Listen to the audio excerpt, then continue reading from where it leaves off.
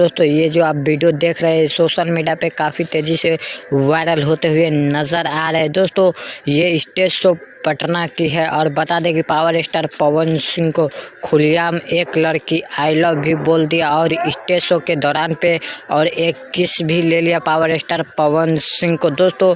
और ये खबर बहुत ही तेज़ी से वायरल होते हुए नज़र आ रहा है।